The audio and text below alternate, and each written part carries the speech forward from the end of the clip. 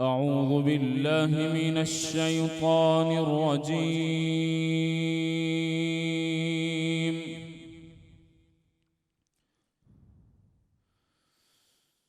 بسم الله الرحمن الرحيم.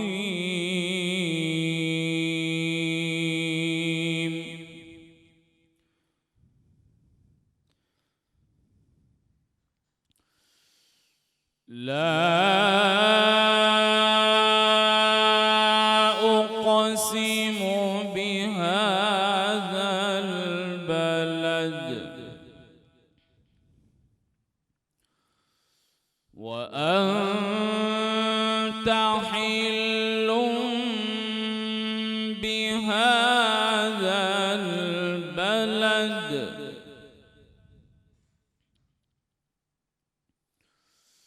ووالد وما ولد. لقد خلقنا الإنسان في كبد. بسم الله الرحمن الرحيم.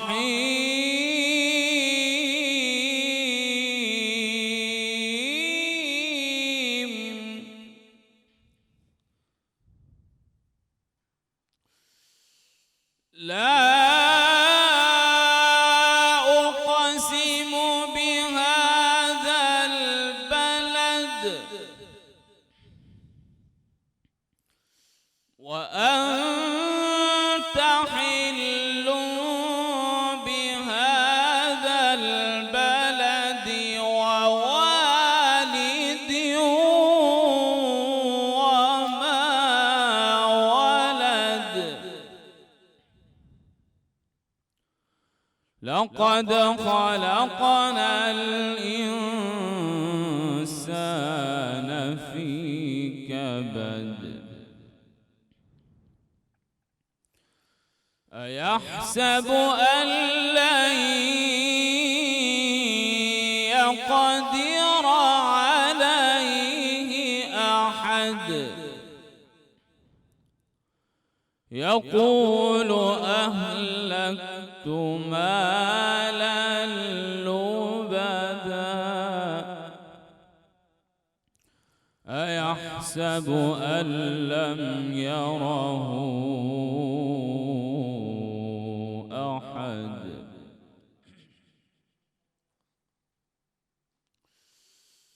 ألم نجعل له عينين ولسانا وشفتين وهديناه النجدين فلاقتحم العقبة وما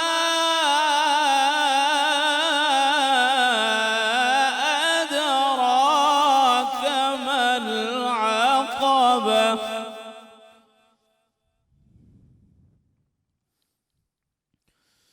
ألم نجعل له عينين ولسانا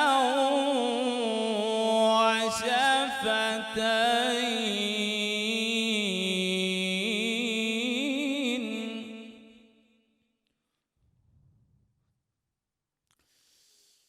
ألم نجعل له عينين ولسانا وشفتين وهديناه النجدين فلاقتحم العقبة وما أدراك ما العقبة. وما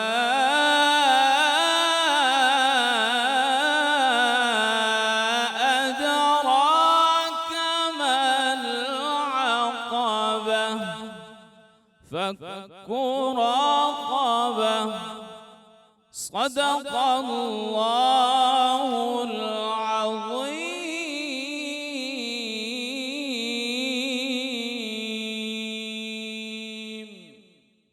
में आज एक बहुत बड़ी तारीख लिखी गई। मैं बात कर रही हूँ ग़ज़वा बदर के हवाले से। जनाब 17 रमज़ानुल मुबारक को मक्का मुकरमा से मदीना शरीफ हिजरत करने के बाद आका पाक सल्लल्लाहु अलैहि वसल्लम को ये जंग करने की कुफ़ार के साथ ज़रूरत पेश आई, और ये जंग ऐसी जंग है कि इसका हर हिस्सा वर्क ब वर्क अगर हम पढ़ें तो हमें महसूस होता है कि अल्लाह पाक उस वक्त से मुसलमानों की, मोमिनों की किस तरीके से मदद करते हुए आ रहे हैं।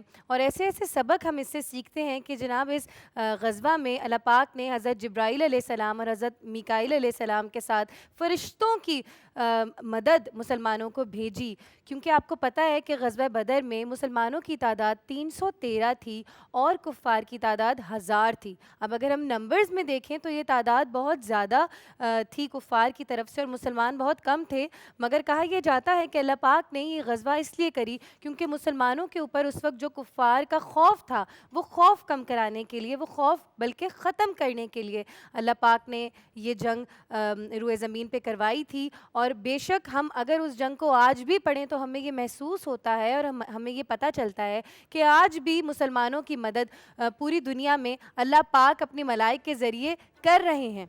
और यही वजह है कि कुफ़ार आज भी लगे हुए हैं हम लोगों में तफ़र्रुक़ फैलाने के लिए, किसी न किसी तरीके से उज़र पहुंचाने के लिए, मगर जब मदद रब ताला की तरफ से हो तो कोई जो है वो बाल बीगा मुसलमानों का नहीं कर सका।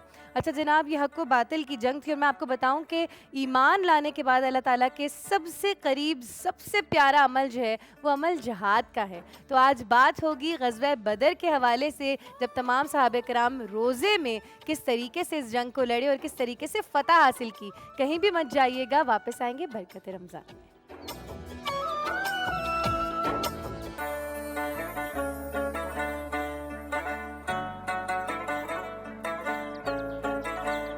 कैसी हैं आप? Thank you so much for coming. मुझे ये बताइएगा डिटेल में कि CDRS एक्चुअली करता क्या है और कब से ये काम कर रहा है?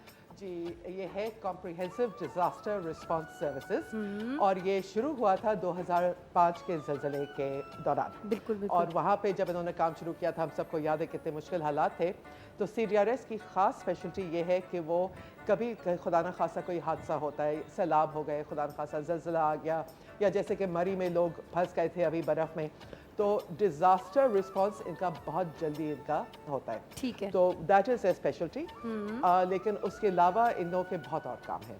और ख़ास तौर पे जो मुझे सबसे अच्छा प्रोजेक्ट लगता है, जो आपने अभी वीडियो क्लिप में भी देखा, हाउस ऑफ ब्लेसिंग्स, ये हमारा एक मुनफरिद एक प्रोजेक्ट है जिसमें हम घर किराए पे लेते हैं और एक एक बेडरूम में एक बेवा या कोई सिंगल मदर जिनको घर से निकाल दिया गया और उनके बच्चे, ब्यूटीफुल, फिर उनका कम्युनल किचन और बच्चों को स्कूल ले जाना और उनकी पढ़ाई करवाना, और फिर जैसे कि आपने देखा कि उनको प्ले टाइम, उनको हम पिकनिक्स पे भी लेके जाते हैं ताकि फैमिली लाइफ हो उन बच्चों की। और फिर काफ़ी ख़वातीन, उनके कुछ साइकोलॉजिकल इश्यूज भी होते हैं, मुश्किल हालात, बिल्कुल मुश्किल हालात में जब ट्रॉमेटिक हम एक्सपीरियंसेस करते हैं, तो साइकोलॉजिस्ट से उनका अवेलेबिलिटी होती है और बच्चों के ट्यूशन के लिए कोई होता है। And generally it's just a happy place. वहाँ पे जाके आप बस हंसते रहेंगे। It is a happy place. और इंशाल्लाह इसी रमज़ान के मुबारक महीने में हम हाउस ऑफ ब्लेसिंग्स कराची में खोल रहे हैं। ब्यूटीफुल। अच्छा, ये कराची में अभी है, इस वक्त है मौजूद है? ये है अभी रावलपिंडी इस्लामाबाद में। हाँ। और ये कराची वाला भी शुरू होने वाला है इंशाल्लाह। तो कराची वालों ने साथ देना है CDRS का, है ना? बिकॉज कराची में तो बहुत ज़्यादा ज़रूरत है। और यही वाली बात मैं कल भी अपने शो में कर रही थी और फिर आपा के साथ भी, कि ख़वातीन के लिए इधर सिर्फ काम करना ही नहीं, अवेयरनेस फैलाना बहुत ज़्यादा ज़रूरी है। और जैसे कि कतरीना, आपको पता है कि जब भी इंसान तलाक से या ज़िंदगी में किसी भी अब्यूज़ से गुजरता है तो बहुत ट्रॉमेटिक एक्सपीरियंस यहाँ पे सेव हो जाता है। उसको सॉर्ट आउट करने के लिए साइकोलॉजिस्ट और साइकेट्रिस्ट बड़े ज़रूरी होते हैं। बिल्कुल। अच्छा, आप बता रही थी मुझे कि वाइल्ड लाइफ के हवाले से जी, हमारा एक और प्रोजेक्ट है। एक तो जो हमारा सबसे बड़ा प्रोजेक्ट है वो है साफ़ पानी की फराहमी। और उसमें जैसे कि अब क्लाइमेट चेंज की हम बात कर रहे हैं और ये इतनी मुश्किलात पाकिस्तान में आने वाली हैं, हमारे 500 से ज़ायद साफ़ पानी के प्रोजेक्ट्स पूरे पाकिस्तान में, सिंध, बलोचिस्तान से लेकर स्वात तक, कराची में भी है। और इसकी सिर्फ हम साफ पानी रिवर्स ऑस्मोसिस वगैरह करके सिर्फ ये नहीं कि लगा के Plants लगाते हैं? प्लांट्स लगाते हैं ठीक है। और सिर्फ ये नहीं करते बट उनकी मेंटेनेंस भी करते हैं हाँ, ताकि वो प्रॉब्लम्स हो। ख़ास तौर पे अगर आप रूरल एरियाज़ में जाए, बदीन हो गया या थरपारकर हो गया। थरपारकर में 5 गांव में सोलर पावर हमने एक्सपेरिमेंट की थी और बहुत माशाल्लाह अल्हम्दुलिल्लाह वो बहुत अच्छा घर चल में रहा तो है। बहुत ज़रूरत तो है। एक पंखा एक बत्ती हर घर में 5 गांव में हमने किया। वाह, माशाल्लाह। Something I am so proud of that. उसके अलावा मरी गैस और CDRS। अच्छा, मरी का अभी जो सारा इंसिडेंट हुआ था, मैंने सुना कि CDRS ने वहाँ पे भी सबसे पहले जी। वहाँ पहुँचा हुआ था मदद करने के लिए। वो क्या सारा मामला रहा? वो जैसे हमें इतला मिली तो हमारा एक है दस्तरखान जो अच्छा। तकरीबन डेली 900 लोगों को हम खाना फराहम करते हैं, साफ सुथरा खाना। तो वो up to the mark. Up to the mark and उसमें मीठा भी होता है, सब कुछ होता है। और वो हमने इमीडिएटली वो डाइवर्ट की ट्रक मरी। और जिस वक्त वो लोग बेचारे उन्होंने 24 से 40 घंटे खाना नहीं खाया था, बच्चे भूखे थे और परेशानी, तो सबको गरम खाना, उसके साथ जूस, बिस्किट्स, के बच्चों के लिए भी हो। और ये पूरा दिन हमारी टीम वो करती रही थी। ब्यूटीफुल, माशाल्लाह माशाल्लाह। अच्छा ये बताएं, मैं वो वाइल्ड लाइफ के हवाले से पूछ रही थी। वाइल्ड लाइफ का इतना काम नहीं, एक्चुअली वो खास तौर पे मेरा शोबा है। हम शहरों के ख़ास तौर पे लावारिस जानवरों का ख्याल रखना, चाहे वो ज़ख्मी बिल्लियाँ हो गई, चाहे वो कुत्ते जो शहरों में बहुत लोग अपसेट है कि कुत्ता काट लेता है, डेंजरस है, ख़तरनाक है। और अक्सर तो लोग मतलब बगैर किसी इजाज़त के गोलियां भी मार देते हैं। गोलियां मार देते हैं, जहर दे देते हैं। और मैं आपको बता नहीं सकती कि जब एक दूध पिलाती माँ मर रही होती है जहर खा के और उसके बच्चे होते हैं, मैं आपको बता नहीं सकती क्या उसकी आंखों में तकलीफ होती है उस वक्त। बिल्कुल। हमारा काम ये है कि हम लोग इन कुत्तों को पकड़ते हैं, इनको वैक्सीनेट करते हैं और इनका ख्याल रखते हैं 2 हफ्ते, फिर इनकी सर्जरी कर देते हैं कि ताकि पॉपुलेशन में ह्यूमेनली आबादी कम हो।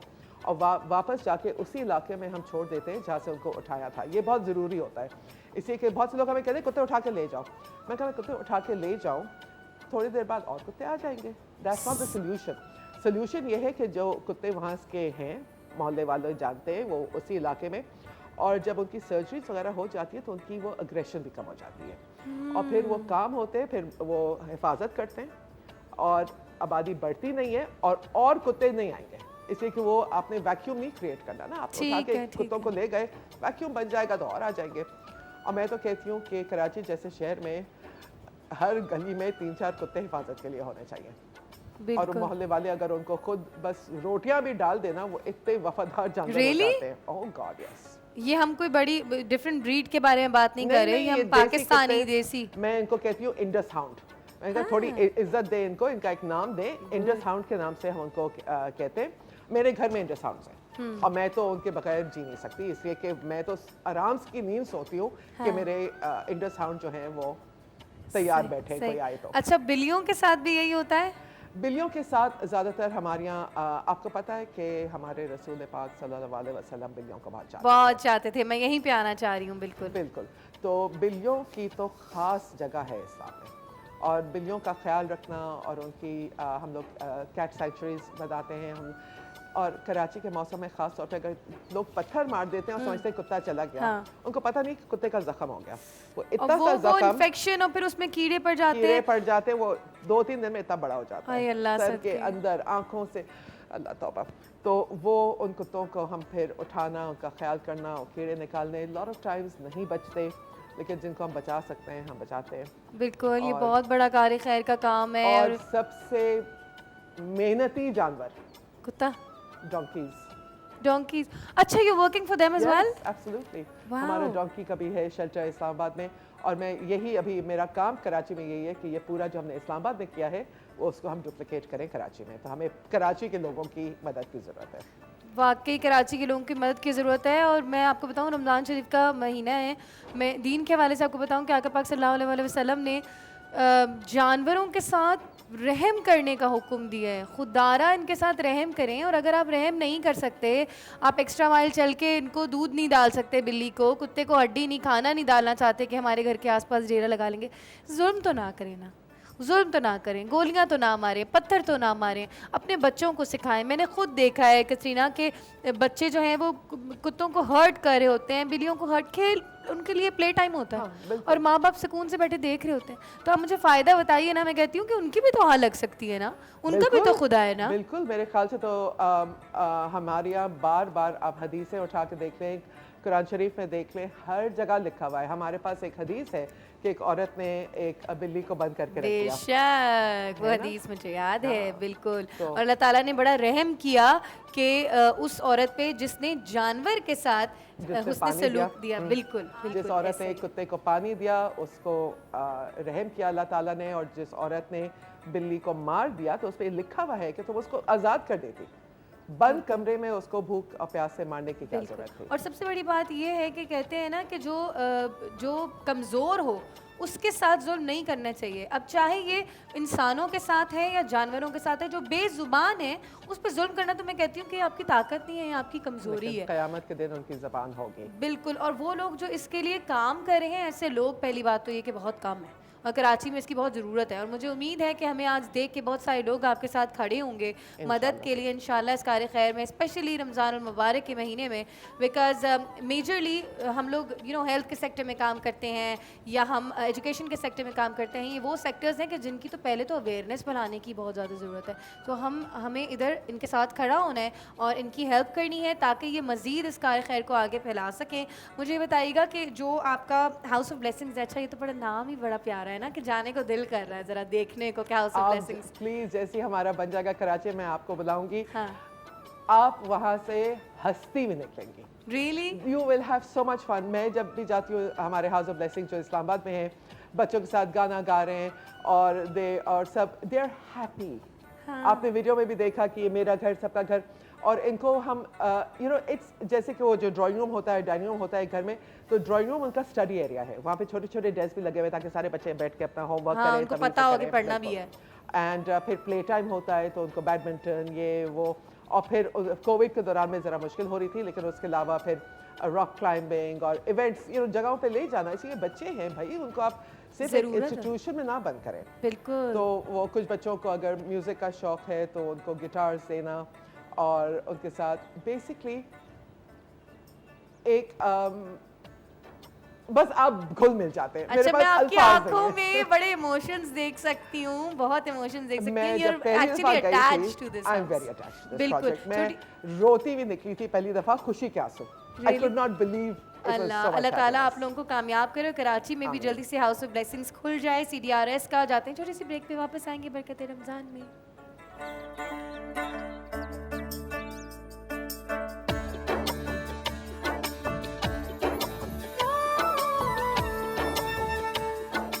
बरकत रमज़ान में चल रहा है इस वक्त सेगमेंट एक नेकी, और मेरे साथ मौजूद हैं Katrina Hussain, country director CDRS।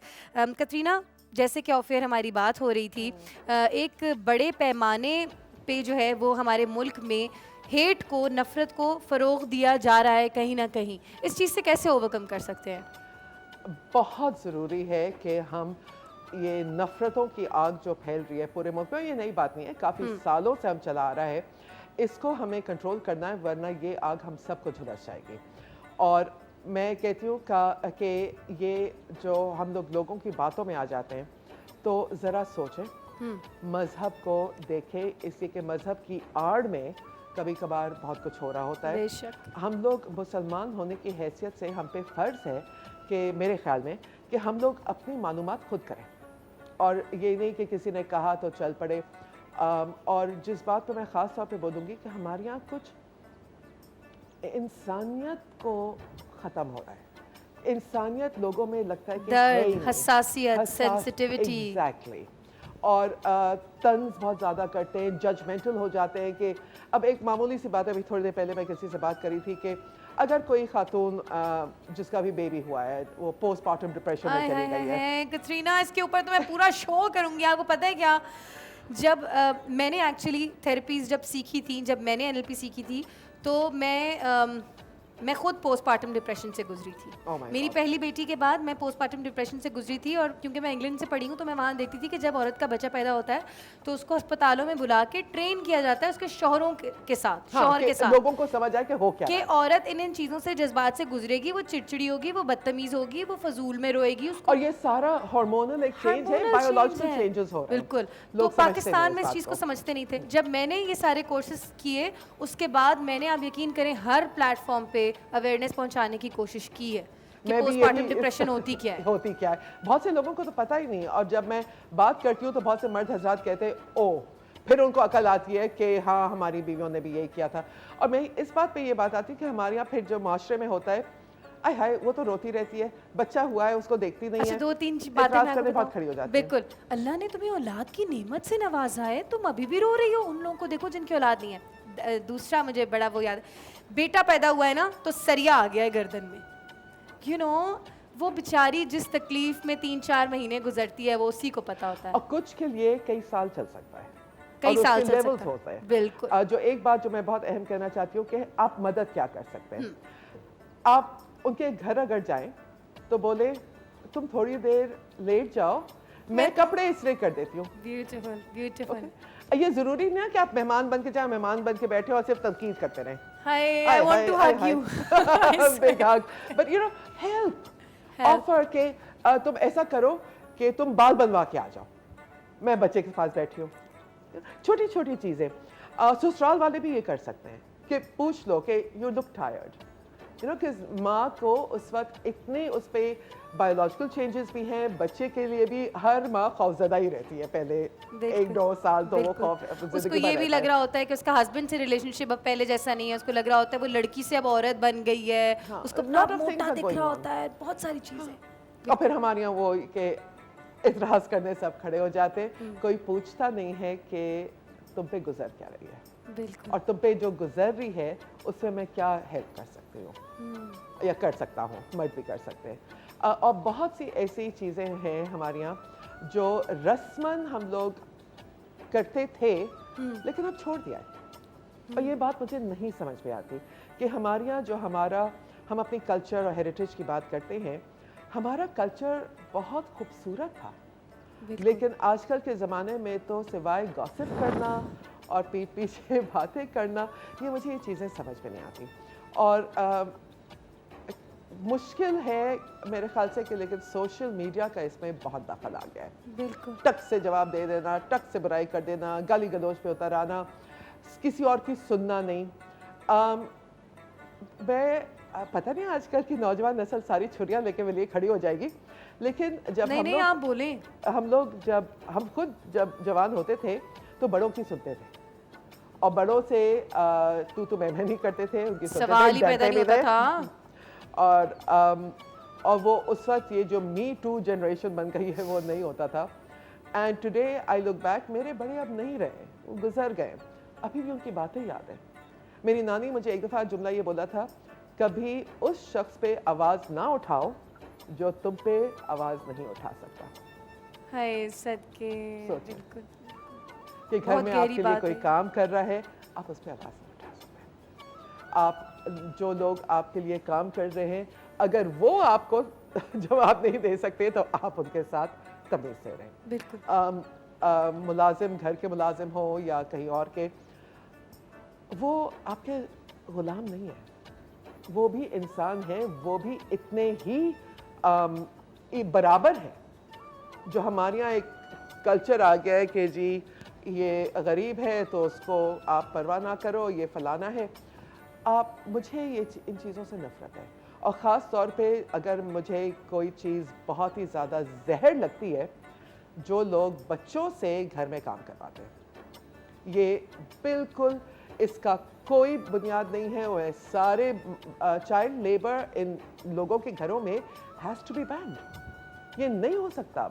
और ये कहना कि नहीं ये और बच्चे अब तो हम रिसेंटली वीडियोस भी इतनी देख रहे हैं कि क्या क्या सलूक हो रहा है बच्चों के साथ ना, जो घर में काम कर हाँ, रहे तो हैं। वही बात आ जाती है ना कि आप बच्चे को रात के 10 बजे भी बोलते हैं कि मेरे पैर दबा, राइट?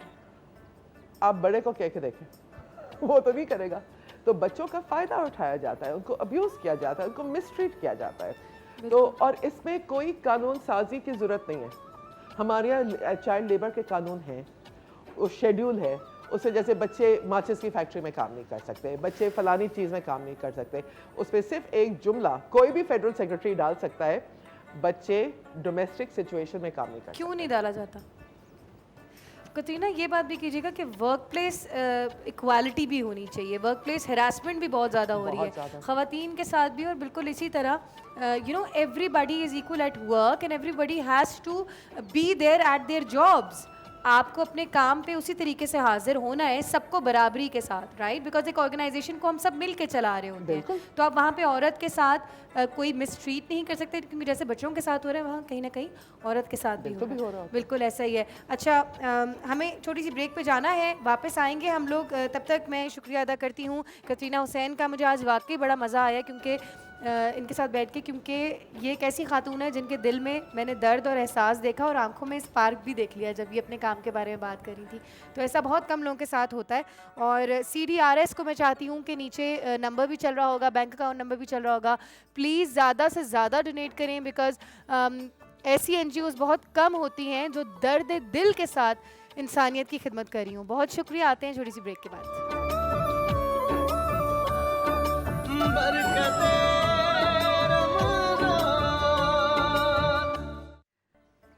बरकत रमज़ान में खुशामदीद। हमारे नात ख्वां भी मौजूद हैं हमारे सेट पे इस वक्त, फ़ायज़ा कामरान, सलमान आलम, अस्सलाम वालेकुम, और हमारे उलमाए कराम जनाब सरवत अस्करी आपा और मुफ्ती जुल्फ़िकार शाह गिलानी साहब, अस्सलाम वालेकुम। वालेकुम सलाम। तबीयत ठीक है जुल्फ़िकार साहब आप आज की? अब काफ़ी बेहतर है, काफ़ी बेहतर। अच्छा जी, आज का टॉपिक जो है मौजू है ग़ज़वा बदर के हवाले से, और पहला सवाल मेरा सरवत आपा से है। सरवत आपा, ये बताइएगा कि ज़रा मंज़र क्या थे उस वक्त, क्या मामलात थे ग़ज़वा बदर पे, आप अच्छे तरीके से बताएंगी और हम भी ज़रा वहाँ पहुँच जाएंगे कुछ देर के लिए। बिस्मिल्लाहिर्रहमानिर्रहीम, अस्सलाम वालेकुम। ये इस दुआ के साथ कि परवरदिगार आलम माह रमज़ान मुबारक की आज 17 तारीख़ आ गई। परवरदिगार आलम मेरे आपके हम सब के लिए, तमाम आलम इस्लाम के लिए माह रमज़ान मुबारक को बख्शिश का, मग़फ़िरत का, निजात का, कामयाबी का, फ़लाह का महीना करार दे दें। आमीन सुम्मा आमीन। और कितनी खुश नसीबी की बात है कि इस्लाम की पहली जंग बद्र के उन्वान से आज हम गुफ्तगू कर रहे हैं। और ये वो जंग बद्र है कि जिसमें अल्लाह ताला ने मलाइका को भेजा था मुसलमानों की मदद के वास्ते, और एक जानिब 1000 कुफ़ार थे और दूसरी जानिब 313 मुसलमान थे। मुसलमान वो थे कि जिनके पास ना साजो सामान था, ना फ़ौजी असलाह था, लेकिन एक यकीन की क़ुव्वत, एक ईमान की क़ुव्वत, इसके सहारे ये निकले। और उस वक्त जबकि मकाम बद्र पर, बद्र एक मकाम था, यहाँ पे कुआं था जो कि बद्र के नाम से पुकारा जाता था, और यहाँ पे जंग मुनक़िद हुई थी, इसलिए से जंग बद्र कहते हैं। जब ये दोनों आमने सामने हुए तो अल्लाह के रसूल सल्लल्लाहु अलैहि वसल्लम ने अपने हाथों को दुआ के लिए उठाया, कहा कि परवरदिगार आलम, आज जो ये मुट्ठी भर मुसलमान है, ये तेरे नाम के वास्ते आगे बढ़ रहे हैं, और अगर इनका खात्मा हो गया, ये दुनिया से मिट गए, तो फिर कायनात में तुझे कोई नाम लेने वाला ना रहेगा। बिल्कुल यही दुआ आशूर के दिन, यौम आशूर, इमाम अली मकाम ने मक़तल करबला में मांगी थी। यानी नाना की दुआ सुबह बद्र थी और नवासे की दुआ करबला में रोज़े आशूरा थी। और इमाम अली मकाम ने भी यही दुआ मांगी, कहा कि परवरदिगार आलम, आज ये मुट्ठी भर अफराद जो कि दीन को बचाने के लिए अपने घरों से निकले हैं, पाक परवरदिगार आलम, आज अगर ये मिट गए तो कायनात में तेरा कोई नाम लेने वाला नहीं रहेगा।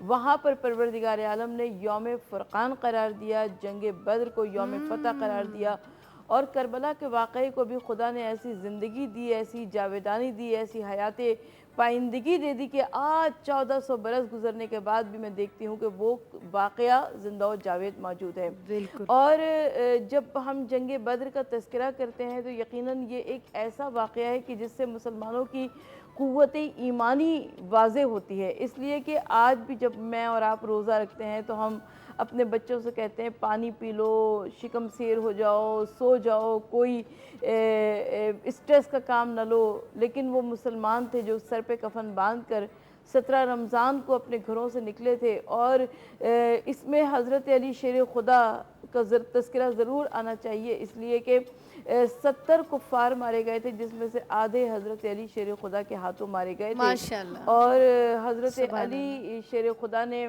जब उन कुफ़ार को मारा गया तो अल्लाह के रसूल सल्लल्लाहु अलैहि वसल्लम ने जंग बद्र के वक़ूए से कबल ही वो मकामात बता दिए थे कि देखो यहाँ पर अदबा गिरेगा, यहाँ हाँ पर जी, शहबा गिरेगा और बिल्कुल। यहाँ पर फला काफिर मारा जाएगा, यहाँ पर फला काफिर मारा जाएगा। यानी अल्लाह के रसूल सल्लल्लाहु अलैहि वसल्लम जो कि इल्म गैब के हामिल थे, उन्होंने हमें इस वाक़े से पहले ही वाक़े ग़ुज़वा बद्र के बारे में बता दिया था। बिल्कुल बिल्कुल ऐसा ही है, ऐसा ही है।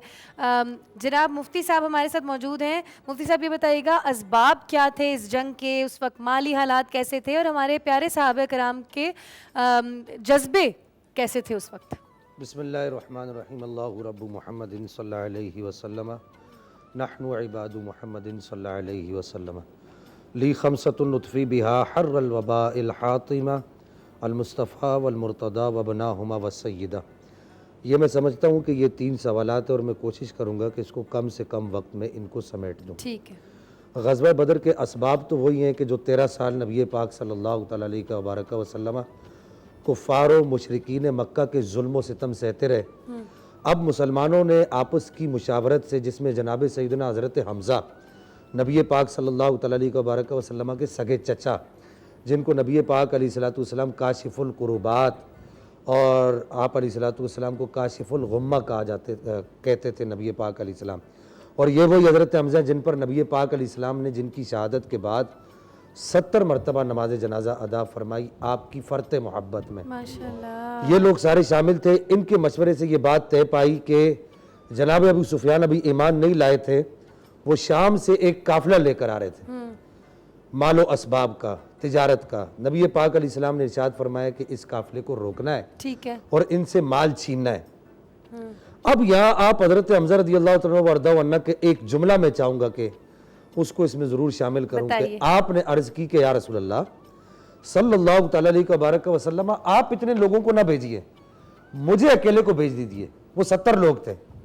आपने फरमाया या तो मैं उनको वहां पर इस्लाम कबूल करवा दूंगा या तो मैं उनको बांध कर आपके कदमों में ले आऊंगा। अल्लाहु अकबर। एक हज़रत हम्ज़ा रज़ियल्लाहु तआला अन्हु ने इरशाद फरमाया, वो किसी ने क्या खूब बात कही कि उनके आगे वो हम्ज़ा की जांबाजियां, शेर गुर्रा ने सतवत पे लाखों सलाम।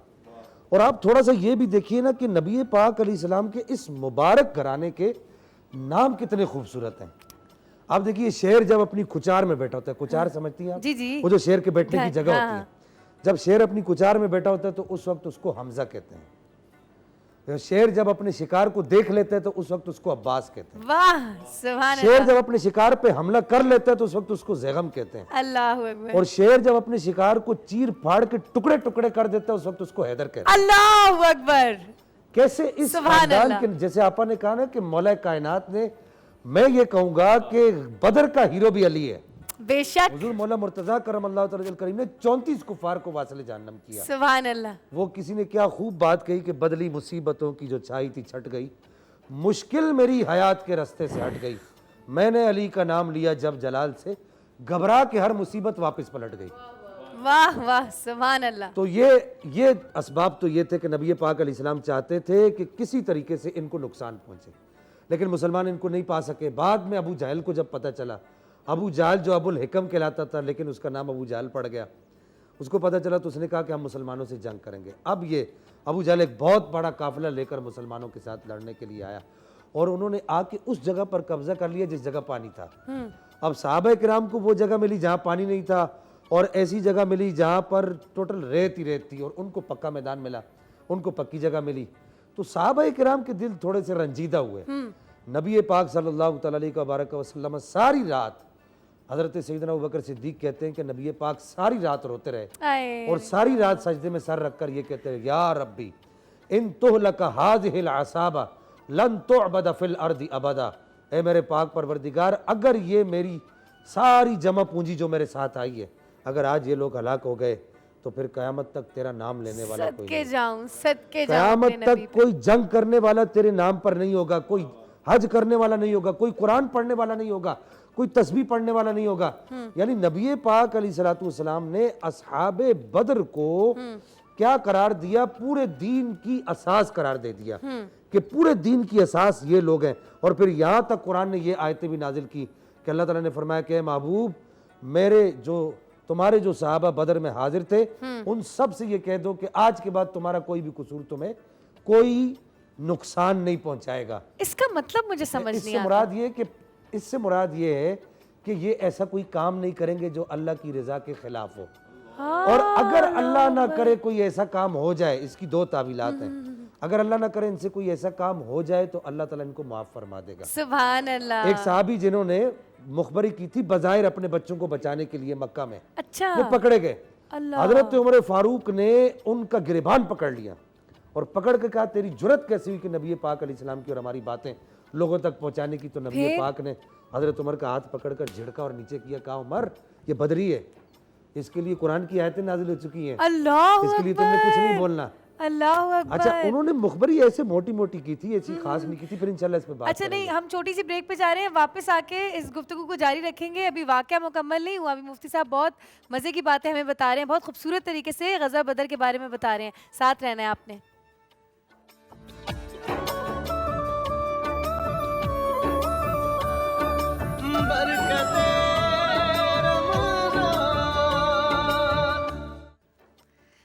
जनाब, बात हो रही है ग़ज़वा बदर के हवाले से। सरवत आपा मुझे ये बताएं कि कैदियों को छोड़ने की ग़ज़वा बदर में क्या शराइत थी? बिस्मिल्लाहिर्रहमानिर्रहीम, अस्सलाम वालेकुम। सबसे पहले मैं हैरान होती हूँ कि हुज़ूर नबी करीम सल्लल्लाहु अलैहि वसल्लम का विजन क्या था। आका सल्लल्लाहु अलैहि वसल्लम ने जो उस ज़माने के जो आदाब हर्ब ज़र्ब थे उससे बिल्कुल मुख्तलिफ तरीके से हुज़ूर नबी करीम सल्लल्लाहु अलैहि वसल्लम ने उस जंग के असीरों के साथ सलूक किया। आका सल्लल्लाहु अलैहि वसल्लम ने फ़िदिया क्या करार दिया, कहा कि अगर कोई ऐसे नहीं कि उसके घर वाले उसको छुड़ा कर ले जा सकते हैं, फ़िदिया नहीं दे सकते, तो वो हमारे नाख्वानदा अफराद को तालीम दे। यानी तालीम देना इतना बड़ा काम करार पाया कि हुज़ूर नबी करीम सल्लल्लाहु अलैहि वसल्लम ने कैदियों की रिहाई के लिए उस तालीम को फ़िदिया करार पाया। तो यकीनन आज जब हम हुज़ूर नबी करीम सल्लल्लाहु अलैहि वसल्लम के ग़ज़वा बद्र पर जब हम बात कर रहे हैं और इस तालीम के अहम मौजू पर बात कर रहे हैं, तो मैं कहती हूँ कि आज के अगर इन तालीम के हालात को देखा जाए तो किस कदर मुश्किल हालात नज़र आ रहे हैं। और मुझे और आपको इल्म हासिल करने के लिए कितनी जस्तजू करनी चाहिए, कितनी तगोदो करनी चाहिए, कितनी कोशिशें काविशें करनी चाहिए, इसलिए कि हुज़ूर नबी करीम सल्लल्लाहु अलैहि वसल्लम का फरमाने आलीशान ये है कि कोई मुसलमान जाहिल ना रहे, कोई मुसलमान बेपढ़ा लिखा ना रहे। बिल्कुल ऐसा ही है, ऐसा ही है। और वाकई आजकल का वो ज़माना है कि हम लोग दुनिया में इतना लग गए हैं आपा कि दीन की तालीम हासिल करने के लिए हम लोग वक्त निकालते ही नहीं हैं और वो नियत ही नहीं करते जिसकी ज़रूरत है। मुफ्ती साहब ये बताइएगा कि माली हालात ग़ज़वा बदर में क्या थे सहाबा किराम के और आका पाक सल्लल्लाहु अलैहि वसल्लम? सहाबा किराम रिज़वानुल्लाहि तआला अलैहिम अजमाइन के माली हालात बहुत दिगरगूं थे। इसी वजह से नबी पाक अलैहिस्सलातु वस्सलाम ने ये बात तरतीब दी थी। चूँकि कुरान पाक की अब आयतें नाजिल हो चुकी थी, बाज़ लोगों को यहाँ पर यह गलत फहमी होती है मुसलमानों ने उनका काफ़िला लूटने की कोशिश क्यों की। हाँ जी। कुरान पाक की आयतें नाजिल हो चुकी थी कि ए महबूब सल्लल्लाहु तआला अलैहि वसल्लम, अब वो वक्त आ चुका है आप कुफ़ार व मुशरिकीन को जानी और माली नुकसान पहुँचाएँ। आपका जानी और माली नुकसान पहुँचाना अब कोई शरा शरीफ को कोई ज़रर नहीं देगा। ज़ाहिर है ये वही लोग थे जिन्होंने नबी पाक अलैहिस्सलातु वस्सलाम को 13 साल कामिल सताया और फिर उसके बाद मदीने में आने के बाद भी 2 साल आप अलैहिस्सलातु वस्सलाम को सताते ही रहे, साजिशें भी करते अब देखिए 13 साल नबी पाक अलैहिस्सलाम के, वो आप मक्के के लगा लें, 53 साल उम्र मुबारक हो गई, 40 साल पहले 53 साल, वो 2 साल, ये 53 और 2 कितने हो गए 55 साल। 55 साल की उम्र, सारी उम्र मुबारक में नबी पाक अलैहिस्सलाम ने, अब पीछे कितनी उम्र रह गई, 55 और 5 60 और 3 8 साल उम्र, टोटल 8 साल आप अलैहिस्सलातु वस्सलाम ने जंगें लड़ी हैं और 55 साल आप अलैहिस्सलातु वस्सलाम ने जंग नहीं लड़ी। सही। अगर आप इसको निकालें ना, इसका फीसद निकालें तो 88.90% हिस्सा नबी पाक अलैहिस्सलाम की जिंदगी का बगैर तलवार उठाए गुजरा है अल्लाहु अकबर। और 11.90% हिस्सा या 10% हिस्सा आप अलैहिस्सलातु वस्सलाम की हयात मुबारक का तलवार उठाकर गुजरा है। और फिर आप ये देखिए कि वो जो आपने कहा कि वो माली हालात क्या थे, बहुत दिगरगू हालात थे मुसलमानों के। यानी हालात में कैसे जंग जीत ली? आप ये देखिए ना कि मुसलमानों के पास टोटल 8 घोड़े थे, 313 लोगों के पास 8 घोड़े थे अल्लाह, और टोटल 6 ज़िरह थी, वो जो खोल जंगी लिबास होता है, और 2 या बाद रिवायत के मुताबिक 6 तलवारें थी और नेज़े बरछे और भाले तो थे ही नहीं, ढाले भी नहीं थी। अल्लाह। तो हजरत उमैर बिन वहाब को उस वक्त ईमान नहीं लाए थे हजरत हकीम बिन हिजाम ने, जो सैयदा खदीजतुल कुबरा के भतीजे हैं, ये भी उस वक्त ईमान नहीं लाए थे। इन्होंने भेजा मुसलमानों की जासूसी करने के लिए और देख कर पूछा कि भाई ये देखो मुसलमान क्या कर रहे हैं, कितने हैं, इनके पास क्या है क्या नहीं है। तो उस वक्त उन्होंने देखा, उन्होंने कहा ये तो बच्चे भी हैं, बूढ़े भी हैं, औरतें भी हैं, जवान भी हैं। 60 जवान थे टोटल। 313 तो ऐसे अदद है ना, वो बूढ़े मिला के बच्चे मिला के तब जाके जवान 313 बनते हैं। अच्छा, जी हाँ, 60 जवान थे टोटल लड़ने वाले। सही सही। तो उनमें ऐसे लोग भी थे जो अपने घर की छुरी घर की जो है वो आलू काटने वाली छुरियां लेकर आए हुए थे। अल्लाह इससे आप क्या अकबर, लड़ेंगे। वाकई। और ऐसे लोग भी थे जिनके पास जो है खजूर की टहनियां उठाई थी। अल्लाह। उमैर बिन वाब ने, यहाँ पर मैं जुमला हजरत उमैर बिन वाब ने जो पूछा ना, जब आप अभी ईमान नहीं लाए थे, उन्होंने पूछा ना कि भाई तुम किस बलबूते पे जंग लड़ने के लिए जा रहे हो। तो ना मुझे आपका तुम्हारे एक पास- शेर याद आ रहा है कल वाला। हाँ, ना तुम्हारे पास तलवारें हैं, ना तुम्हारे पास खंजर है, ना भाले हैं। वो शेर मेरी जिंदगी के समझिए आइडियल शेर है। तो साहबा ने उस वक्त जो जवाब दिया ना, बड़ा कमाल का जवाब था। हफीज जालिंदरी ने उसको उर्दू में कन्वर्ट किया। उसने कहा, साहबा ने कहा, न तेगो तीर पर तकिया, न खंजर पर, न भाले पर, भरोसा है फकत इस सादी सी काली कमली वाले। सुभान अल्लाह, सुभान अल्लाह। नबी पाक अलैहिस्सलाम आगे आगे तशरीफ लेकर जा रहे थे, आपके कंधे मुबारक पर काली कमली ओढ़ी हुई थी। तो वो आप अलैहिस्सलाम के बलबूते पर, आपकी रूहानी ताकत पर, साहबा के रूहानी जज्बे पर ये जंग बदर लड़ी गई है। ठीक है। आप ये मत समझिए दुनिया आज ये समझती जंग बदर जो है वो तलवारों से लड़ी गई है, तो बर्छियों से लड़ी, नहीं। जंग बदर असले से नहीं लड़ी गई। उमैर बिन वहाब ने क्या कहा, साहबा का जज्बा देखें। आके हजरत हकीम बिन हिजाम को क्या कहा, पहला जुमला ये कहा हकीम बिन हिजाम को, जब जासूसी करके आए ना, पहला जुमला ये कहा कि वापस लौट जाओ। मैं देख रहा हूं कि मदीने के लोग, ये जो मुसलमान हैं, ये अपने ऊंटों की पीठों पर तुम्हारी मौतों को सवार करके ला रहे हैं। दूसरी बात, और कहा कि मैं देख रहा हूं कि वो सांप की तरह बल खाते हुए आ रहे हैं। अच्छा, हजरत हकीम बिन निजाम को अब भी बात समझ नहीं आई, तो उन्होंने तीसरी बात कही। उन्होंने कहा, देखो बात सुनो, मैं तुम्हें कह रहा हूं अब भी लौट जाओ। मुसलमान तुम्हें मारने के लिए नहीं आ रहे, बल्कि वो मरने के लिए आ रहे हैं। और जो कौम मरना सीख ले, उसके सामने कोई ताकत भी कुछ नहीं कर सकती। अल्लाहु अकबर, सुभान अल्लाह, सुभान अल्लाह।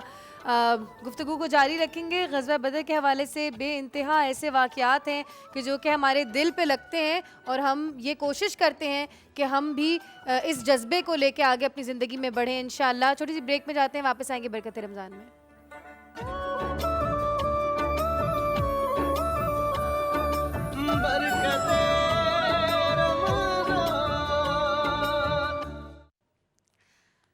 अस्सलाम वालेकुम जी, बरकत रमज़ान में आज बात हो रही है 17 रमज़ान को ग़ज़वा बदर का जो वाक़या पेश आया था, उस हवाले से। आपा, मुझे ये बताइए कि हम लोग ग़ज़वा बदर से यही लेसन सीखते हैं कि जितना भी माल हो या जितने भी असबाब हों, उससे कोई फ़र्क नहीं पड़ता, हमारे साथ अल्लाह ताला की रहमत शामिल होनी चाहिए। आज की ज़िंदगी में हम इस लेसन को कैसे अपनी लाइफ में शामिल कर सकते हैं? देखिए, रमज़ान मुबारक और आज 17वीं तारीख़ हमें अमली तौर पर अपने बच्चों के जहनों में इस सबक को बिठा देना चाहिए। हमारे बच्चे कहते हैं हमारे पास ये नहीं है, हमारे पास ये नहीं है, ये हालात नहीं है, ये असबाब नहीं है, लेकिन अल्लाह के रसूल सल्लल्लाहु अलैहि वसल्लम ने हकीकतन बेसरो सामानी के आलम में, यानी 313 मुसलमान थे और 1000 कुफ़ार का लश्कर था, मगर इसके बावजूद परवरदिगार आलम ने फ़तेह मुबीन अता फरमाई। तो अगर आज के दौर में मैं और आप दीन के ऊपर अमल करेंगे और हम दीन के ऊपर आगे बढ़ने की कोशिश करेंगे, तो क्या रब्बुल आलमीन हमारी मदद नहीं फरमाएगा?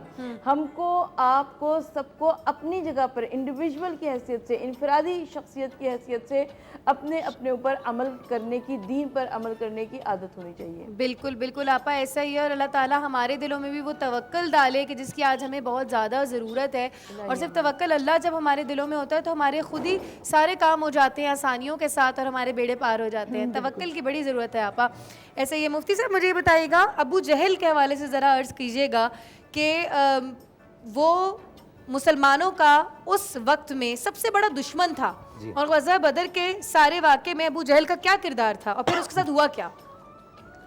जब हज़रत हकीम बिन हिजाम ने उमैर बिन वहाब को भेजा ना कि जाके मुसलमानों के हालात देख रहा, तो उमैर बिन वहाब रज़ी अल्लाह तआला अन्हु, ये भी बात में ईमान ले आए थे सन 4 हिजरी में। इन्होंने आके जो हालात बताए, तो हज़रत हकीम बिन हिज़ाम का जंग करने का इरादा तर्क हो गया। तो उन्होंने कहा आप जंग नहीं करते, क्योंकि जो तुम हालात वाक़यात मुसलमानों के बता रहे हो, जो जज्बा और जो जुनून जो तुम बता रहे हो, तो वो तो इस नीयत से आ रहे हैं कि किसी ने बड़ी प्यारी बात कही कि तसव्वुर में तेरे रहना इबादत इसको कहते हैं, तेरे रास्ते में मर मिटना शहादत इसको कहते हैं। तो वो जब ये सारे हालात सुने ना हज़रत हकीम बिन हिज़ाम ने, तो उन्होंने कहा कि नहीं अब नहीं लड़ेंगे। लेकिन अबू जहल पास खड़ा हुआ सुन रहा था, उसका किरदार ये था, बड़ा खबीस इंसान था ये। बिल्कुल बिल्कुल। और मैं आप लोग को एक बात बताऊं, माजरत मैंने आपको कट कर दिया।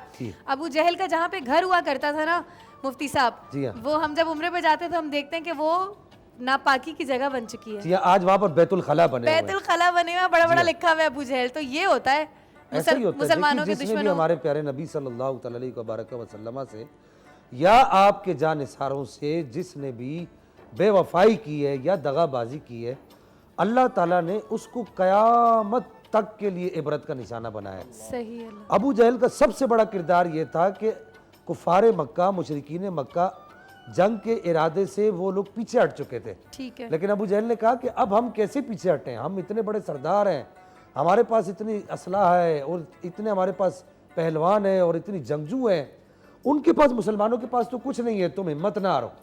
और यहाँ तक कि इससे जो कुछ होता था, इसने जंग के जितने भी सामान होते थे उभारने वाले, जज्बा बेदार करने वाले, वो सब इसने फराम किए। अच्छा। और आखिर में अल्लाह ने इसको किस कदर इबरत का निशाना बनाया कि दो छोटे छोटे बच्चे, आप ज़रा नबी पाक अलैहिस्सलाम के साथ रहने वाले लोगों का जज्बा तो देखें कि वो जो कम उम्र सहाबा थे ना, वो छुपते फिर रहे थे, क्योंकि नबी पाक अलैहिस्सलाम ने ये ऐलान कर रखा था, इससे पहले नबी पाक ने कोई जंग नहीं की थी।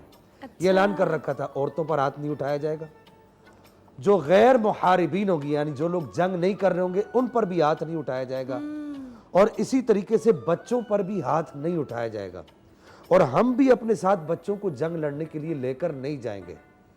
तो वो जो कम उम्र सहाबा थे ना, वो छुपते फिर रहे थे, कहीं ऐसा ना हो कि नबी पाक हमें देखे और जाने से मना कर दे। अल्लाह। तो वो दो जो है वो कम उम्र सहाबा थे, हजरत मुआज और हजरत मुअव्वज जी थे। तो इन दोनों ने जो है वो अबू जहल को लोगों से पूछ पूछ के कि अबू जहल कौन है, अबू जहल कौन है। तो जब पता चला कि जी अबू जहल है, दो बच्चों ने अबू जहल को कत्ल कर दिया। अब आप देखिए, अल्लाहु अकबर। यूं समझिए कि हाथी को चूटी ने मार दिया। ये अल्लाह ताला इबरत का निशाना जब बनाता, अबू जहल कोई आम आदमी नहीं था। अबू जहल तीर अंदाजी में सबसे आगे था, अबू जहल नेज़ाबाजी में सबसे आगे था, अबू जहल ढाल संभालने में, घुड़सवारी में अबू जहल का सानी कोई नहीं था। लेकिन अल्लाह ने इसको कैसे इबरत का निशाना बनाया, तो अल्लाह जल्ल मजदुल करीम ने कुरान में भी इस बात को बयान किया, इन्ना कफ़ैनाकल मुस्ताज़ीन, कि महबूब सल्लल्लाहु अलैहि वसल्लम, जिसने जब जब भी तेरी ज़ात के साथ कोई भी ऐसा काम करने की कोशिश की है जो तेरी ज़ात के लायक नहीं है, हम उसे इबरत का निशाना बनाएंगे। बस यूँ समझ लीजिए कि नबी पाक अलैहिस्सलाम की ज़ात मुबारक की तरफ, नबी पाक अलैहिस्सलाम की ज़ात मुबारक की तरफ कोई जुमला बोलना या कोई हल्की बात करना ऐसे है जैसे चांद को देखकर थूकने के मुतरादिफ है, कि नबी पाक अलैहिस्सलाम चांद है। बल्कि बड़ी प्यारी बात किसी ने कही कि चांद से उनको तशबीह दूं, इतना तो मैं बेअदब नहीं। चांद भी नबी पाक अलैहिस्सलाम की जो पाँव मुबारक के नीचे जो खाक मुबारक लगी है, उस खाक मुबारक की जो रोशनियां हैं, अल्लाह जी, उस रोशनियों के सामने भी चांद की रोशनी कुछ नहीं है। सुभान अल्लाह। तो अल्लाह खुद अपने महबूब सल्लल्लाहु अलैहि वसल्लम का बदला लेने वाला है। अबू जहल, उतबा, शेबा जितने बड़े काफिर थे, ये सब नबी पाक सल्लल्लाहु अलैहि वसल्लम के गुस्ताख थे। और उक़बा बिन अबी मुईत जब इसको कत्ल किया जाने लगा, यहाँ पर आखिरी बात अर्ज कर दूं, बदर के कैदियों में से किसी कैदी को कत्ल नहीं किया गया, सबको छोड़ दिया गया, 4 औकिया सोना लेकर। हजरत अब्बास जो अभी आपने अपना इस्लाम जाहिर नहीं किया था, तो उनको नबी पाक अलैहिस्सलाम ने पूछा, कहा चाचा 4 औकिया सोना तुम्हारा, 4 औकिया सोना तुम्हारे 2 भतीजों का और 4 औकिया सोना तुम्हारे एक साथी का, ये जमा कराओ, फिदिया दो और चले जाओ। हजरत अब्बास ने उस वक्त एक बात की कि या रसूलल्लाह मेरे पास तो कुछ नहीं है, यही है जो मेरे पास है। नबी पाक अलैहिस्सलाम ने इरशाद फरमाया, मेरी चची उम्मुल फजल के साथ बैठकर बंद कमरे में जो आपने ये बातें की हैं और इतना सोना छोड़ कर आए हैं, मैं उस वक्त हजरत अब्बास ने जुमला कहा कि या रसूलल्लाह मैं मान गया कि अल्लाह ने आपको इल्म गैब बता किया है, बेशक। तो हजरत अब्बास के ईमान के इजहार की जो वजह है, बाद मौरखीन ने लिखा कि आप पहले ईमान ला चुके थे, बाद ने कहा नहीं लाए थे। बहरहाल अगर दोनों जुमलों को एक जगह जमा कर दें, ईमान के इजहार की जो वजह है या ईमान के लाने की जो वजह है, वो नबी पाक अलैहिस्सलाम का इल्म गैब है। एक कैदी मारा गया, जो बात मैं अर्ज कर रहा था, उकबा बिन अबी मुईत जी। उसने पूछा कि मुझे क्यों मारा जा रहा है, तो नबी पाक अलैहिस्सलाम ने इरशाद फरमाया कि तूने हमें देखकर थूका था, तूने हमारी बेअदबी की थी, गुस्ताखी की थी, और हम अपने गुस्ताख को नहीं छोड़ते। तो ये एक कैदी जो है बदर का, इस तरीके से इसको मारा गया। बहुत खूब, बहुत खूब, बहुत खूब। सलमान, कलाम सुना दीजिए आका पाक सल्लल्लाहु अलैहि वसल्लम की बारगाह में, हमारी तरफ से, हम सब की तरफ से नजराने अकीदत। बिस्मिल्लाह करें। अल्लाहुम्मा सल्ली अला मुहम्मद।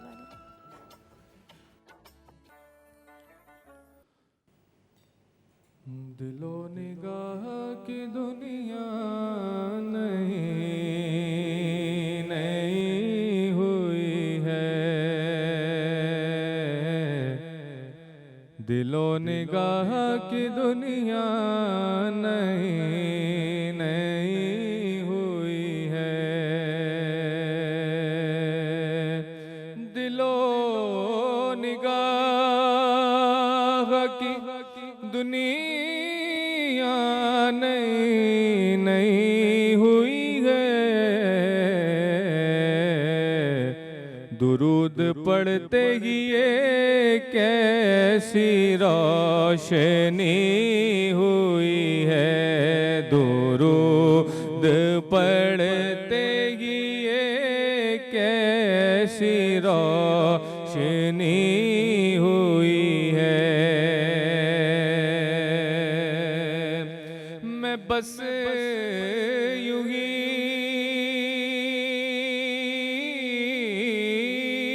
तो नहीं आ गया हूँ महफिल में कि कहीं से इज़्न मिला है तो हाज़िरी हुई है, कहीं से इज़्न मिला है तो हाज़िरी हुई है। ये सर उठा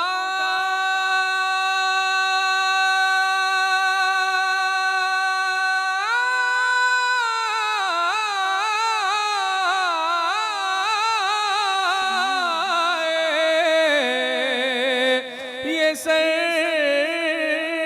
उठाए जो मैं जा रहा हूँ जानिब खुल, ये सर उठाए जो मैं जा रहा हूँ जानिब खुल, क्यों? मेरे लिए मेरे लिए मेरे आका ने बात की हुई है, मेरे लिए मेरे आका ने बात की हुई है, गुलाम हश्र में जब सैयदुल वरा के चले, लिवाए हमद के साए में सर उठा के चले, नसीर उनके सिवा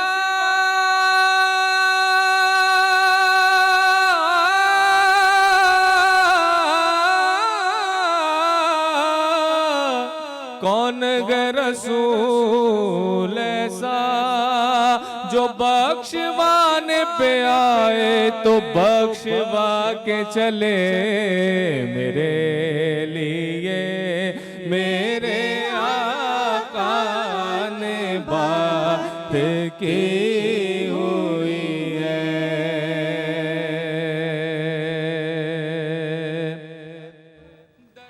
अस्सलाम वालेकुम जी, बरकत रमज़ान में खुशामदीद। बात हो रही है ग़ज़वा बदर के हवाले से और सवत अस्करी आपा मेरे साथ हैं। सवत आपा, मुझे बताइएगा कि हज़रत जिब्राइल अलैहिस्सलाम का जो घोड़ा मुबारक था जो अल्लाह ताला ने भेजा था, अगर मैं सही कह रही हूँ तो उसके परों की फड़फड़ाहट तक ग़ज़वा के मैदान में गूंज रही थी और बहुत लोगों ने उसको सुना भी। उसके बारे में ज़रा मंजर कशी करिएगा हमारे सामने। सबसे पहले कि जब ग़ज़वा बद्र की, जंग बद्र की बात आती है तो जंग बद्र में मेरा जी चाहता है कि मैं हुज़ूर नबी करीम सल्लल्लाहु अलैहि वसल्लम के फ़ज़ाइल बयान करूं और आका सल्लल्लाहु अलैहि वसल्लम की क़यादत में जब वहाँ पर मुसलमान पहुँचे तो हुजूर नबी करीम सल्लल्लाहु अलैहि वसल्लम और मौला कायनात हज़रत अली इब्न अबी तालिब अलैहिस्सलाम, ये दो शख्सियात ऐसी थी कि एक जानिब हुजूर नबी करीम सल्लल्लाहु अलैहि वसल्लम थे और दूसरी जानिब मौला कायनात हज़रत अली इब्न अबी तालिब अलैहिस्सलाम, जो कि बहुत ज़्यादा तादाद में मुसलमानों को, वो काफिरों को इन्होंने कत्ल किया, वासिल जहन्नुम किया, फिन्नार किया, और उसके बाद आप फातह बद्र करार पाए।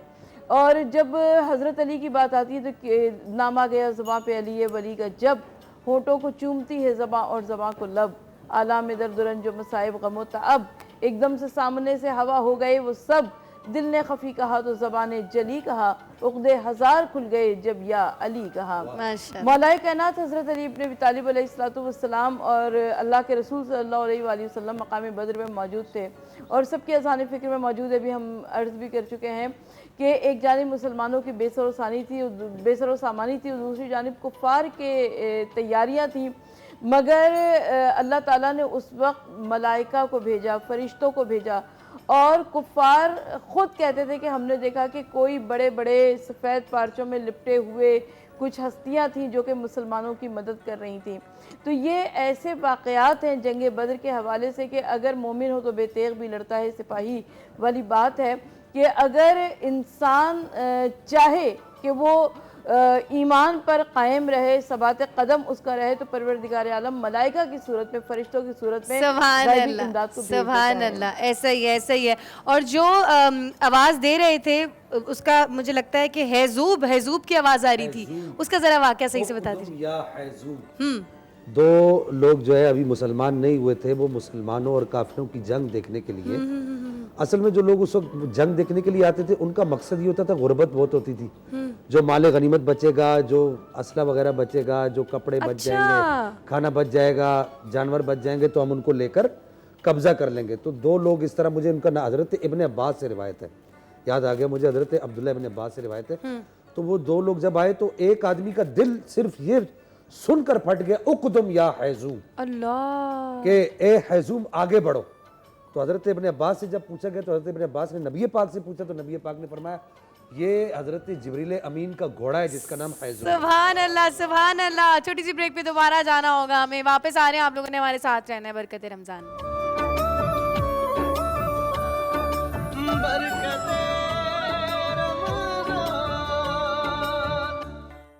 बरकत रमजान में खुशामदीद, शुरू हो चुका है अफ्तार मज़ेदार।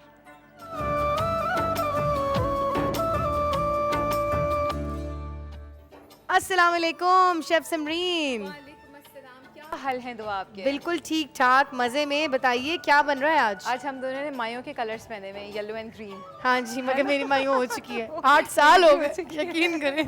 बताएं क्या आज हम बना रहे हैं दाल भरी कचौरियाँ आलू की तरकारी के साथ। ज़बरदस्त, शुरू करें? ठीक है, बिल्कुल शुरू करते हैं। बिस्मिल्लाहिर्रहमानिर्रहीम। हम सबसे पहले डाल रहे हैं इसमें तकरीबन आधा कप पानी, इसमें ऑयल बिल्कुल भी नहीं जाता, ठीक है। आधा कप पानी है, तकरीबन ये आधा किलो आलू हैं, ठीक है।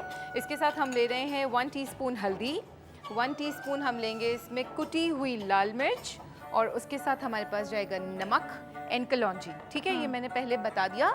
अब हम इसको डाल रहे हैं इसमें स्ट्रेट अवे, पानी में डाल रहे हैं डायरेक्ट। अच्छा, मुझे कलौंजी का टेस्ट बड़ा अच्छा लगता है। मैं सुन्नत भी है ना? दही में भी कलौंजी डाल के खाती हूँ, हाँ। शहद डाल के। हाँ, अच्छा। वो मेरा मी टाइम नहीं होता सबका, राइट, मेरा वो वाला मी टाइम होता अच्छा जी। 1 टीस्पून हमने हल्दी डाली, 1 टीस्पून कुटी लाल मिर्च, 1 टीस्पून हल्दी के साथ कलौंजी एंड चिकन पाउडर, ये भी जाएगा 1 टीस्पून, और इसके साथ हमारा जा रहा है नमक, ये भी हमारा जा रहा है 1 टीस्पून। ये जब तक हमारा बॉईल होगा, जब बॉईल होगा तब हम इसमें आलू ऐड करेंगे। मीनवाइल हम क्या करते हैं, इसकी जो तरकारी है उसका बता देते हैं आपको, फिलिंग का। ये हमने चने की दाल लेके उसको उबाल लिया, सिर्फ पानी में उबाला है, विदाउट नमक, कुछ नहीं डाला है इसमें। उबालने के बाद इसको थोड़ी देर हम सुखा लेते हैं, पंखे के नीचे रख दें, वैसे रख दें फैलाकर, ताकि ये वाला इसका टेक्सचर आ जाए। फिर इसको पीस लें, चॉपराइज कर लें, या आप जो है उसमें जो कटोरी होती है हमारी मसाले वाली, जैसे ग्राइंड मिल कहते हैं, उसमें, ठीक है जी, वो डाला। अब हम इसमें क्या करें, इसमें हम डाल रहे हैं 1/2 टीस्पून नमक, और हम इसमें डाल रहे हैं 1/2 teaspoon chicken powder, that's it. इसको हमने मिक्स करना है इस तरह। और दाल जो है हमने तकरीबन ली है 1 कप दाल है। 1 कप दाल में 1-1 चम्मच का आप रखें हिसाब, नो मसाला। चने की दाल का हलवा बनाना आता है किसी को? मुझे आता है, जो मेरे शौहर को आता है ना, डायमंड कट में होता है। वो किसी को नहीं आता। वाह भाई। आप जीत नहीं सकते उनसे। अच्छा, ओके, ठीक है आपा, सही है। अच्छा देखिए ये आटा है, आटे को हमने क्या किया था, देखें इसको कितना सॉफ्ट है, ठीक है, इतना सॉफ्ट हमने रखना है। वही नीम गर्म दूध में 1 किलो आटे में 1 कप नीम गर्म दूध, नमक, चीनी 1-1 चाय का चम्मच डाल के, और उसके बाद आपने क्या करना है, इसको ऑयल हाथ में लगाना है। ऑयल हाथ में लगाकर आपने इस तरह करके पेड़े इसको बनाने हैं छोटे छोटे, इस तरह रख देना है, ठीक है। ये मैंने ऑलरेडी रखा हुआ था, हर स्टेप मैंने करके रखा हुआ है, ठीक क्यों है। ऐसे रखना क्यों है? डायरेक्ट पेड़े क्यों नहीं बनाने? क्योंकि वो फिर फूलेगी नहीं, आप इसको शेप देंगे ना तंग करेगी आपको अच्छा, फैलने में जी। सही। इसके बाद देखिए अब आप इसको करेंगी ना, और इसको आप देखें इसमें और इसमें कितना समझ difference गई, है, ठहर ठीक है? गया है वो आटा। ठहर गया है ना आटा। अब आप इसको थोड़ा सा ऑयल हाथ में लगाकर इसको फैलाइए, ठीक है जी। फैलाने के बाद आप ये जो मसाला है ये लें, इसके अंदर फिल करें, और फिल करने के बाद आप इसको प्रॉपर्ली इस तरह से करके बंद करें। लेकिन कचौरियाँ हम लोग अक्सर बाहर से लेते हैं तो हमारी हेल्थ के लिए भी जाहिर है गुजर बिल्कुल। होती है, क्योंकि ऑयल बिल्कुल। कैसा यूज़ हो रहा है ये वो। यहाँ पे हम कश्मीर बनास्पति में अपनी कचौरियाँ घर में बना सकते हैं साफ बिल्कुल साफ। जी। देखें ये बन गया, इसके बाद रखने के बाद ये पोजीशन आ गई, ठीक Done। है। ये पोजीशन आएगी इस तरह से करके, इसको भी हमने तकरीबन 15 से 20 मिनट छोड़ना है ताकि ये बिल्कुल सेट हो जाए। अच्छा, अब हम डालेंगे इसमें, जब तक कश्मीर बनास्पति गर्म होगा, इसमें हम डाल रहे हैं कढ़ाई में कश्मीर बनास्पति। ये कुकिंग ऑयल है, बनास्पति नहीं है। अच्छा ठीक है, ये हो गया। इसमें हमारे पास आ चुका है बॉयल, जो भी आ जाए हाथ में, ये बॉयल आ चुका है इसमें पानी में। अच्छा, इसको हम पका क्यों रहे हैं? ताकि वो जो हल्दी है उसका कच्चापन दूर हो जाए, ठीक है, ठीक है जी। अब हम इसमें ये आलू ऐड कर देंगे। आलू मैंने हाथ से पीस लिए। ऐसे हाथ से पकड़ के उसको दबा दिया, क्योंकि बाजार वाले ऐसे ही करते हैं ना, तो मैंने वही वाला लुक देने के लिए, वरना आप इसको मैशर से भी कर ओए सकते होए हैं। होए, शक्ल डालते साथ शक्ल आ गई है, डालते क्योंकि साथ। हल्दी अपना रंग छोड़ चुकी है। बिल्कुल जी। अब हम इसको थोड़ी देर के लिए मजीद पकाएंगे। ठीक है, पानी ठीक थोड़ा है। सूख जाएगा तो हमारी पानी तरकारी सूखेगा। रेडी है। वाह, उसके इतना बाद आसान है इसमें ये तो। जाएगा, बिल्कुल कॉर्नफ्लावर जाएगा, कॉर्नफ्लावर जाएगा थोड़े पानी के साथ एंड में, बिल्कुल अच्छा, अभी नहीं। वो जो एक थिकनेस टेक्सचर आता है। बिल्कुल जी बिल्कुल। आधा कप पानी में तकरीबन हमने 2 टेबलस्पून कॉर्नफ्लावर लिया है, और हम इसको एंड में डालेंगे, अभी नहीं। अच्छा फायजा, मुझे लगता है कि हम लोग घर में बैठ के सोचते हैं कि कचौरियाँ कैसे बनाएंगे, लंबा प्रोसेस होगा ये वो, जी। मगर ये तो बिल्कुल आसान है। देख लें। लेकिन घर में बना समरीन जो भी चीज़ बनाती है ना बहुत आसान तरीके से बनाती हाँ, है, बहुत ये समझ में शुक्रिया। आने वाली। अमूमन शेफ्स मुश्किल भी कर देते हैं ना, वो जी। घर में बन ही नहीं सकती। अच्छा देखें, अब हमने इसको हाथ पे रखी, देखिए इसकी साइड्स जो है ना, ये इसकी फोल्डिंग, अगर आप चाहते हैं फूलें तो इसकी जो साइड्स हैं ये आपने हाथ से अपनी हथेली से ऐसे करनी है। सेंटर में क्योंकि दाल फिल हुई है, आखिर में बस एक बार हमने ऐसे करना है, बस, ठीक है। अच्छा, हम चेक करेंगे ऑयल हमारा टेक्निकल है गर्म है। भाई, कोनों से यूं और आखिर में यूं। अच्छा, अभी ऑयल में थोड़ी सी कसर है, तब तक हम ऐसे करते हैं, इसको बना बना के रखते रहते हैं कचौरियों को, फिर हम इसको फ्राई करेंगे। सही है। अच्छा, इसका जो ऑयल का टेम्परेचर है वो बहुत ज़्यादा नहीं होना चाहिए, बहुत कम भी नहीं होना चाहिए। अगर कम Done। होगा तो फूलेंगी नहीं। अभी बस 1-2 मिनट में हो जाएगा। सही है। ये हाथ में मैं लिया, जरूर देखिए आपकी दोबारा। हेल्प कराती, मगर मैंने पहले कभी नहीं बनाई है, ठीक है। तो मैं यहाँ पे कोई कारनामा नहीं अंजाम देना नो चाहती। इशू। देखिए ये आ गया हाथ में ऑयल, और हमने इसको ऐसे रखा एक दफ़ा, फिर हमने पलटा। ऑयल हमने हाथ में नीचे इसीलिए लगाया है ताकि हमारा ये चिपके नहीं हाथ पर, ठीक है जी। साइड्स जितनी पतली होंगी उतनी अच्छी बनेगी आपके, और एंड में बस एक बार ऐसे, ठीक है। आई होप हमारा हो चुका है ऑयल। 1 आध मिनट और है, जब तक हम उसको कंप्लीट कर लेते हैं तरकारी को। देखें तरकारी में बॉईल आ चुका है हमारा। उसके बाद ये जो हमारा कॉर्नफ्लावर था ये हमने पानी में घोल के रखा हुआ था, बस इसको हमने इसमें ऐड करना है। बिस्मिल्लाह, और डन हो गया, बस पानी सूखना है हल्का सा, बस जब तक हमारी कचौरियाँ भी तल जाएंगी। हम्म, आज का मेन्यू यही है हमारा, बस आज कचौरी हमारा। तरकारी। बिल्कुल जबरदस्त, मतलब रमजान में मसला ही कोई नहीं है ना, है। बिल्कुल। देखिए कितनी आसानी से हमने बना ली ना। बिल्कुल। बाकी कचौरियाँ बनाए हम। बस बिल्कुल बना लेते हैं हम, बल्कि हम और भी बना लेते हैं। 1-2 फोल्डिंग्स में और बता देती हूँ ना इसकी, ठीक है। ये देखिए ये हमने लेके रखा है। सलमान साहब आप बताएं, आपको क्या बनाना आता है? किचन में काफी इंटरेस्ट देखती हूँ मैं आपका। हाँ, अभी भी सलमान साहब आए हुए थे किचन में जब मैं रेडी कर रही थी चीज़ें। खाना बना लेते हैं? अच्छा, वाह भाई। क्या बनाते हैं? आज चिकन वगैरह का मतलब थोड़ी सी टेस्टी चिकन वगैरह नहीं होती है? हाँ, नाम तो आता नहीं है, बनाते कैसे हैं? नहीं, सैंडविच वगैरह बहुत अच्छे बनाता हूँ अच्छा सैंडविच क्योंकि वो ब्रेड काट के बस बीच में डालना होता है। मैं। नहीं, मैं बनाता हूँ वो गार्लिक वाले। ओए होए ओ होए। वाओ जबरदस्त। तो हमें भी सिखाए ना आप। चावल बना लेता हूँ और क्या कहते हैं अंडा, चाय, रोटी बनानी नहीं आती, मतलब सही। चावल के खाने बना लेता हूँ मैं। और मुफ्ती साहब आप बताएं, आप क्या बना सकते हैं? खाने में बनाने में शौक है? मैं रोटी के अलावा सब कुछ बना सकता हूँ, क्योंकि हम लोग मदारिस में पढ़ते हैं ना, हाँ हाँ। तो यूँ समझिए कि गरीबुल वतन होते हैं, बेवतन होते हैं, आए। तो वहाँ पर काफ़ी सारी चीज़ें सीखनी पड़ती हैं। अच्छा। तो हर किस्म की डिश तकरीबन, जो भी कढ़ाई, मटन हो, बीफ हो या चिकन हो, सब पका लेता हूँ अल्हम्दुलिल्लाह। सही सही। और आपा मिक्स सब्जी जो है वो हमारे जो कुक थे ना, मिक्स सब्जी बहुत अच्छी पकाते थे। उनका ये कमाल था कि वो खाना पकाते हुए दुरूद पाक बहुत पढ़ते थे। माशाल्लाह। और ये उनके राज हाथ है। की इतनी लज्जत थी कि वो खुदा की इंतज़ार- कसम ये राज है। जी हाँ, इतनी लज्जत थी कि हमें इंतज़ार होता था कि उनके खाने का वक्त कब आएगा। बिल्कुल ये तो राज है। मैं माँ आजमाया बहनों हुआ को है। भी ये मशवरा दूंगा कि आप जब खाना पकाएं तो दुरूद पाक लाजमी पढ़ा करें। बिल्कुल। इससे फ़ायदा होगा कि आपकी औलाद भी नेक होगी, घर में लड़ाई झगड़े भी नहीं होंगे। सबसे बड़ा वजीफ़ा यही है। सही बात है, क्योंकि तासीर आपके जिस्म के अंदर, पेट के अंदर जाती है ना।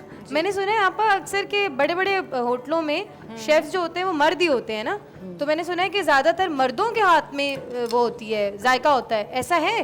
कितना इत्तेफाक करती हैं आप? जायका तो किसी के भी हाथ में हो सकता है, हमारी औरतों के हाथ में भी माशाल्लाह से बहुत जायका है और मर्दों के भी हाथ में जायका है।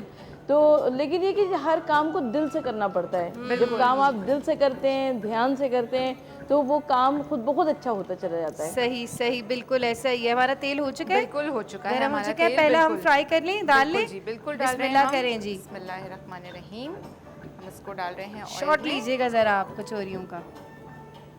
दूसरा भी डाल ओए रहे होए हैं होए। साथ साथ। और इसके जबरदस्त, साथ इसको छेड़ते जबरदस्त। नहीं है दोबारा, इसको ऐसे ही छोड़ देते हैं हम। हाँ। और उसके बाद और हम मजीद तीसरा भी बनाती ले- रहे। बिल्कुल मुफ्ती बिल्कुल। साहब हम लोग सुनते हैं कि मर्द हजरात जो हैं वो, जो आपने बात की थी एक दफ़ा कि चौधरी सिस्टम हमारे यहाँ बड़ा हो गया है माशरे में, तो मर्द हजरात कहते हैं कि ये काम तुम्हारा है। इस पे हमारा इस्लाम कैसे रोनमाई करता है हमारी? समझता हूँ कि अगर आप अहादीस तय्यबात का मुताला करें ना, तो नबी पाक सल्लल्लाहु अलैहि वसल्लम अपने घर के काम खुद किया करते थे। और मुहद्दिसीन ने यहाँ तक लिखा है कि अपने घर के काम खुद करना नबी पाक अलैहिस्सलाम की सुन्नत मुबारक है। अच्छा। और आप अलैहिस्सलाम सहाबा किराम के साथ जंगों में खड्डे भी खोदा करते थे। अल्लाह। अब आप देखिए ना, पूरी दुनिया की सबसे बड़ी क़यादत नबी पाक अलैहिस्सलाम की है, लेकिन उसके बावजूद आप अलैहिस्सलाम अपने घर के काम भी खुद करते हैं और सहाबा किराम के साथ जंगों में खुद शरीक होते हैं।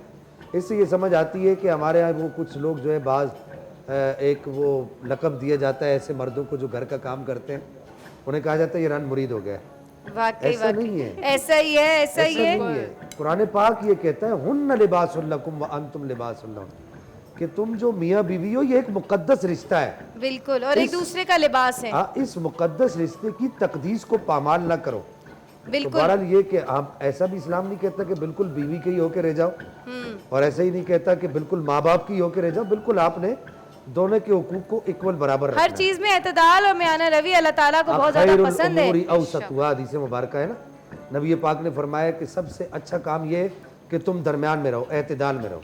बिल्कुल बिल्कुल। छोटी सी ब्रेक का मुझे मैसेज आ रहा है बार बार, छोटी सी ब्रेक में जाते हैं, वापस आएंगे तो कचौरी और तरकारी हमारी तैयार होगी, हम तो खाएंगे इफ्तार में। आप क्या खाएंगे आज? ज़रा हमारे फेसबुक पेज पर जाके मैसेज करें और कमेंट्स में बताएं हमें कि आप लोग आज क्या खाने वाले हैं इफ्तार में।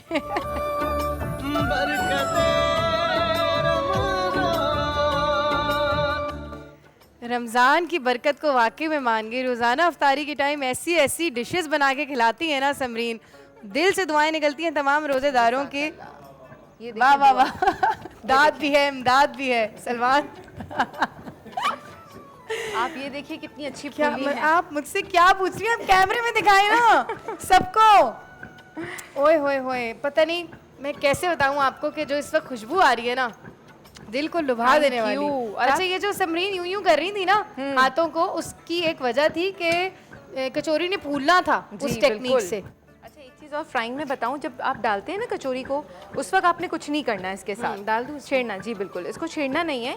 जब थोड़ा सा ये खुद से ऊपर आएगी ना, फिर आपने इसके एजेस को ज़रा सा ऐसे गोल गोल घुमाना है थोड़ा सा, और एजेस पे, तब है। ये फूलती है। छोटी अच्छी छोटी सी। चीजें होती हैं, बड़े काम लोग की। कहते हैं फूलती नहीं, ये देखें ऐसे किया है मैंने और ये देखें। ये अच्छा देखें। समरीन जी। आपके घर में वो कौन सा शख्स है वो जो पूरा खाना बन जाता है ना, जब आप सारी मेहनत कर लेती हैं तो एंड में आता है या आती है कहती है ला दो मैं कर देता हूँ, मैं कहती हूँ छोड़ यहाँ से, शहीदों में उंगली मत कटाओ तुम।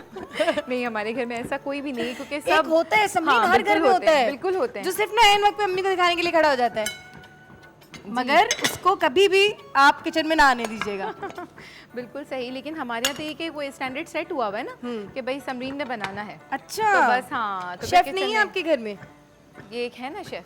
अच्छा बस। तो आप ये मुसीबत भी तो पड़ जाती हाँ, होगी। एक दिन मज़े की बात बताऊँ दुआ, रिसेंटली मैंने अपने हस्बैंड से कहा, मैंने कहा सुनिए मेरा ना हलीम खाने का दिल चाह रहा है, तो मुझे क्या जवाब आता है? डोंट टेल मी, खुद बना लो। कहा उन्होंने बना लो, क्योंकि मैं सोचा। बनाती हूँ।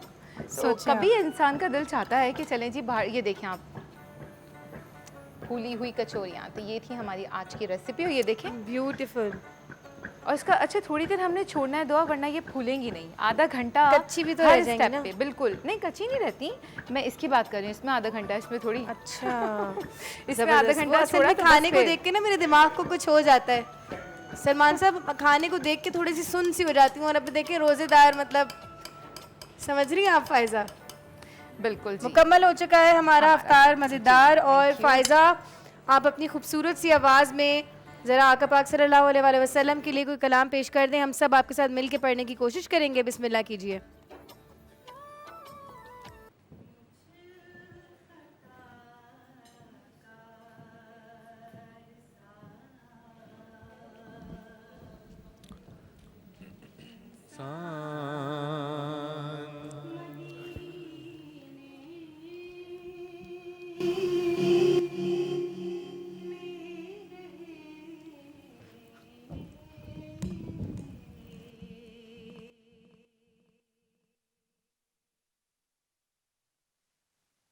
कार सा इंसान मदीने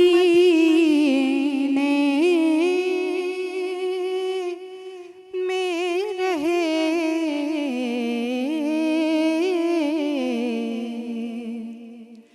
बन के सरकार का मेहमान मदीने में रहे,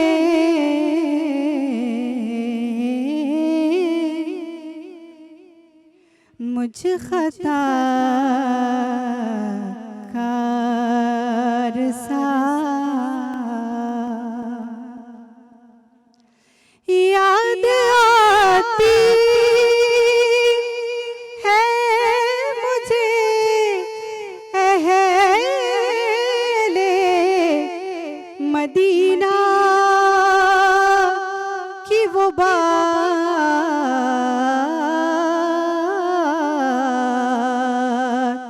कि जिंदा रहना हो तो इंसान मदीने में रहे,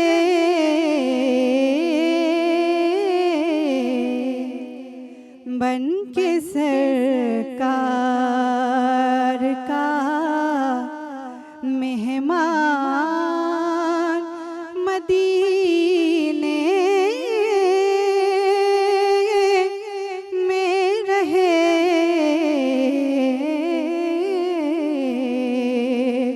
मुझ खता कार सा उनकी उल्फत गम कौन मिटा देती है,